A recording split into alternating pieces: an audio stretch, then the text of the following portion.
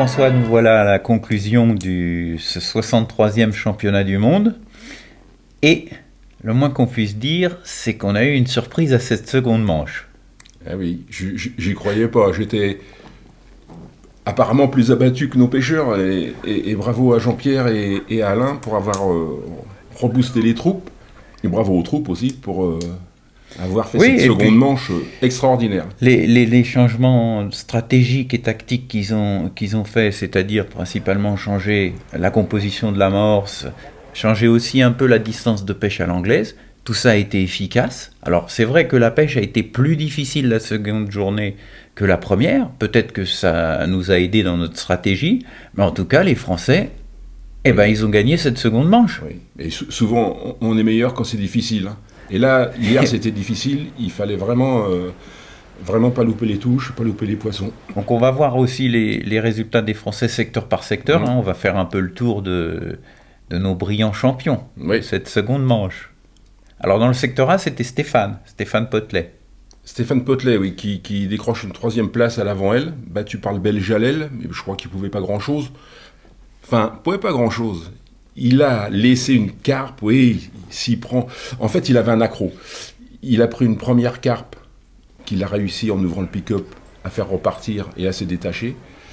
La deuxième, elle a dû faire 2 fois le tour de l'accro et il a cassé. Sans ça, bon, il fait deuxième s'il prend cette carpe, mais il ne peut pas, je pense, remonter Kaloun. Il y a 3300 d'écart avec l'anglais pour la première place, je pense pas. Mais enfin, il fait une très belle première manche. Il termine très fort parce qu'il prend une carpe à un quart d'heure de la fin à la Grande Canne, qui lui permet aussi de remonter à cette 3e place. Oui, mais bon, donc, Stéphane toujours appliqué, toujours là, c'est lui qui termine encore meilleur français du championnat du monde en individuel en terminant 15e, donc c'est une très belle performance. Hein. On peut toujours compter sur lui. Secteur B, c'était Didier Delannoy. Oui, qui avait fait 6 hier. Je dirais que c'est une contre-performance pour lui, mais 6e, c'est beaucoup voudraient faire 6e. Et là, il fait 3e. Alors, il fait 3e, battu de 109 grammes par Tchèque République.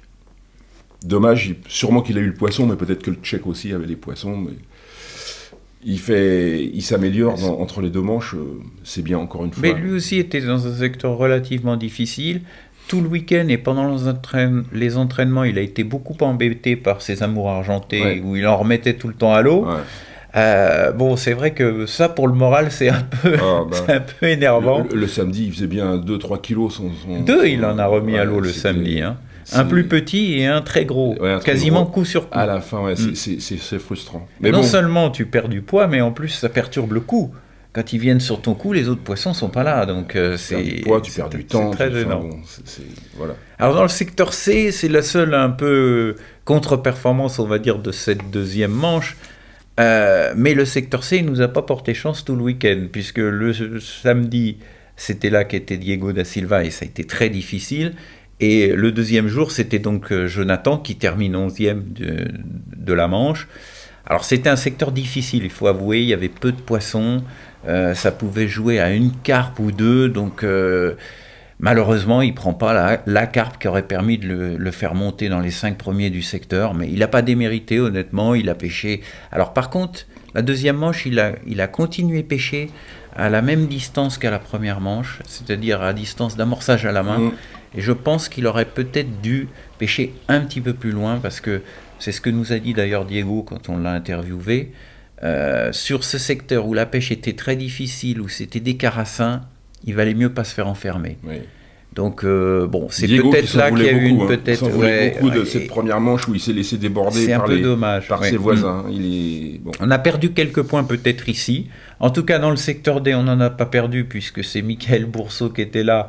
Pour son premier championnat du monde, il a fait très fort, c'est-à-dire il a gagné le secteur et il s'est permis de battre William Reason juste à côté de lui. Oui, il a eu les nerfs parce que William a mieux débuté que lui, je pense. Hein. Oui. En plus, il a remis une carpe à l'eau, William Reason. Voilà. Et Michael est resté concentré. Je pense qu'il a le mental. Hein. Il pourra voyager dans les années à venir. Je pense que là, je le connaissais déjà, mais on a découvert un compétiteur qui sait...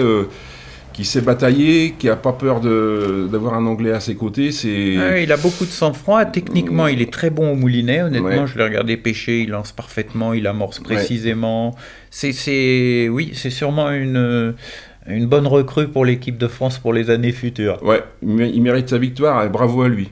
Tout à fait. Alors dans le secteur E, on avait Jérôme Vasseur qui termine lui aussi troisième. On a 3 pêcheurs qui terminent troisième de leur secteur.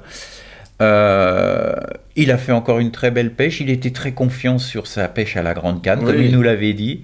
Rappelons qu'il est quand même très expérimenté sur les pêches en carpodrome, fisheries du nord de la France et de la Belgique. Et donc, ça s'est vu dans sa façon de pêcher qu'il était confiant, qu'il y croyait. Je l'ai vu sortir un amour blanc, il l'a maîtrisé en 3 minutes. Le truc était dans l'épuisette, alors que les amours blancs, c'est souvent un peu difficile justement à mettre dans le filet. En tout cas, voilà, il a fait une très belle manche aussi. On parlait de mental pour Mickaël, on peut parler de confiance. Absolument. Parce que c'était pas évident à la canne, mais il y croyait. Et quand on y croit, on dit souvent quand on y croit, on déclenche les touches. Et c'est le cas pour lui. Il y a cru, il a attrapé les poissons. Bravo. Non, vraiment, c'était une très belle seconde manche. Et bon, alors, par équipe, c'est quand même les Hongrois qui ont réussi à conserver leur place de premier. Alors, c'était assez intéressant parce que autant les Anglais ont tout misé sur l'anglaise à la seconde manche pour essayer de remonter. Et ça a failli très bien réussir parce que, en fait, les Français gagnent la manche, mais les Anglais sont troisième de la manche à seulement 2 points et ils ont un pêcheur qui a pris beaucoup de points des ships. Dans le secteur C, d'ailleurs, ça a été le même cas que nous, un secteur un peu difficile.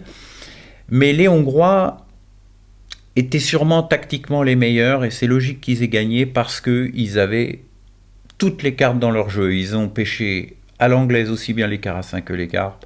Ils ont pêché à la grande canne les amours blancs, mais ils ont aussi pêché en bordure quand il le fallait, soit pour des gros poissons, soit pour des ablettes ou même des perches soleil.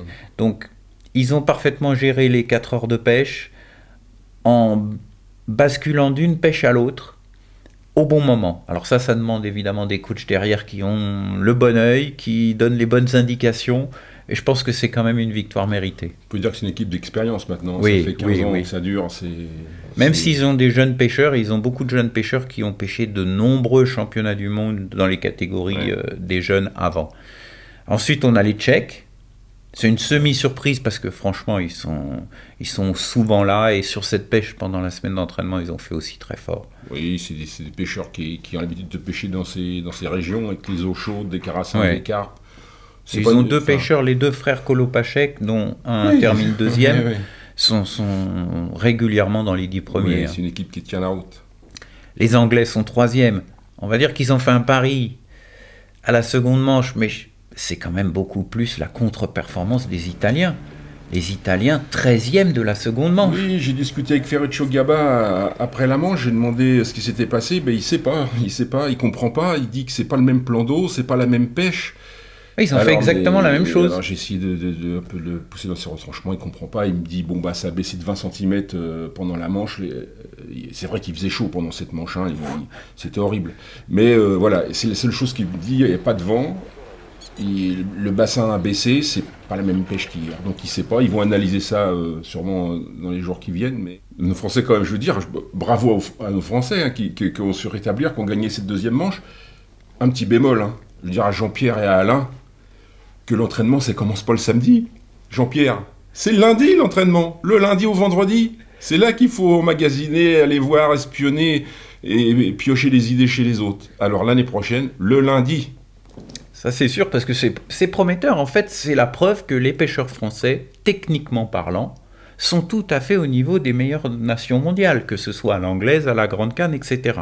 Le problème, il a purement été stratégique lors de la première manche, puisqu'il a suffi de faire quelques petits réglages pour tout de suite avoir l'année dernière, Nicolas. Exactement la même chose que l'année dernière. Donc Jean-Pierre, le lundi. Bon, l'année prochaine, c'est en Belgique, on peut espérer quand même que là, c'est plus une pêche qu'on connaît quand même relativement par cœur, on soit performant dès le samedi. Et là, ce sera une médaille. On n'en doute pas. Voilà, écoutez, on voulait d'abord vous remercier de nous avoir suivis si nombreux sur la chaîne infopêche.fr. On a essayé de vous faire vivre ce championnat du monde quasiment en direct de l'intérieur avec les commentaires un peu de tout le monde. J'espère que vous l'avez apprécié. Et je vous donne rendez-vous dans le magazine Dans le prochain numéro, nous ferons évidemment un petit compte-rendu à nouveau de ce championnat du monde. On ira un petit peu plus dans les détails, mais également, on fera un bilan de la saison 2016 avec les championnats du monde feeder, les championnats du monde féminin, le championnat d'Europe qui a eu lieu aux Pays-Bas. Oui, merci à tous ceux qui nous ont suivis. Ils ont été plusieurs milliers à chaque reportage à nous suivre. Et merci à ceux qui nous ont envoyé des petits mots d'encouragement. Oui, ça fait voilà, toujours ça nous plaisir. engage à continuer et puis à faire plaisir. Donc voilà. Merci.